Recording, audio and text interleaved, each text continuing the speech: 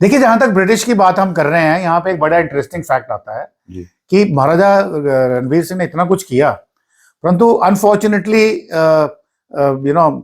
भगवान के अपने रंग होते हैं। उन्होंने बोला कि आप इतना अच्छा काम कर रहे हैं, चलो हम आपको और चैलेंज करते हैं। तो उन्होंने 1877 में बड़ा जबरदस्त अकाल पड़ा कश्मीर के अंदर।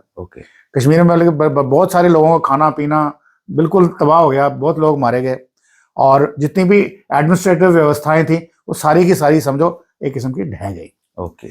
ऐसे समय के ऊपर अब ब्रिटिश दोबारा आते हैं और एक कॉन्स्पिरेसी बनाते हैं, जो उनका रेजिडेंट ऑफिसर होता है, और वो पूरी दुनिया में बात फैला देते हैं कि महाराजा ने फैमिन से बचने के लिए 1.5 लाख मुसलमानों को वुलर लेक में डुबो दिया। अच्छा, यानी कि उनको जानबूझ के डुबोया, मारा गया उनको। देखो कितना क्रूर आदमी। अब इसका पर्पस क्या था कि महाराजा रणवीर सिंह को डिस्क्रेडिट करेंगे, फिर यहाँ हम बोलेंगे भाई आप अपनी रियासत हमें सौंप दो, यहाँ हमारा यहाँ पे जो आपसे तो रियासत संभलती नहीं है, तो हमारा जो रेजिडेंट है वो आके रूल करेगा, बिल्कुल आप महाराजा रहो, रूल हमारा करेगा।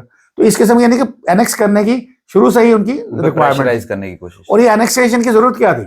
देखिए 1846 में भी जब ईस्ट इंडिया कंपनी ने ये जो 75 लाख नानकशाही इंडेमनिटी ली थी, तो जब ये पार्लियामेंट में बात गई, ब्रिटिश पार्लियामेंट में, तो वहां पे उन्होंने बहुत विरोध किया कि भाई हमें सिल्क रूट चाहिए, और आपने ये टेरिटरी सिल्क रूट वाली उनको दे दी 75 लाख में। तो वहां पे जो ईस्ट इंडिया कंपनी के गवर्नर जनरल थे, उन्होंने बोला देखिए हम है बिजनेसमैन, ईस्ट इंडिया कंपनी मतलब बिजनेस कंपनी, और हमारे पास इतना हम फौजें मेंटेन करते हैं, पर इतना वेयर विदौल हमारे पास नहीं है कि हम उस इलाके को पकड़ के रखें, क्योंकि लद्दाख है, ये वो है सारा, and it's a very difficult process, हमारी कैपेबिलिटी के बाहर है। और उस वक्त उन्होंने फिर ब्रिटिश पार्लियामेंट ने डिसीजन लिया कि ईस्ट इंडिया कंपनी अब रूल नहीं करेगी, उससे ब्रिटिश गवर्नमेंट रूल करेगी। तो ब्रिटिश गवर्नमेंट आती है 46 में, तो उनका तो पर्पज ही यही है कि किसी तरीके से जम्मू कश्मीर को वापस हड़पें। तो ये उन्होंने एक कॉन्स्पिरेसी बनाई, भाई महाराजा एक क्रूर आदमी है, इसने वॉर क्राइम्स किए हैं, 1.5 लाख मुसलमानों को मरवा दिया, वुलर में डुबो दिया, क्योंकि फेमिन था। तो उस वक्त भी महाराजा रणवीर सिंह डरे नहीं, वो डटे रहे वहां पे। उन्होंने जाकर जहां भी बात करनी थी, जो भी, अल्टीमेटली एक कमीशन ऑफ इंक्वायरी डिटेल की है। कमीशन ऑफ इंक्वायरी में जिन जिन लोगों के नाम उन्होंने दिए थे कि वो बंदे डुबोए जा चुके हैं, वो फ्लैश एंड ब्लड में आके गवाही दे रहे हैं हम तो जिंदा हैं। तो उस तरीके से ये भी महाराजा रणवीर सिंह के एक गाइल की बात है, उनकी इंटेलिजेंस, उनकी दूरदृष्टि, उनकी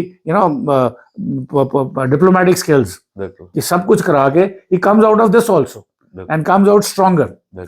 तो अब चूंकि व्यवस्था तबाह हो गई है, तो उसके बाद अब जो व्यवस्था को आप ठीक करने लगते हो नए सिरे से, तो आप हर चीज मॉडर्न करते हो, इसलिए उनकी व्यवस्था चलती गई।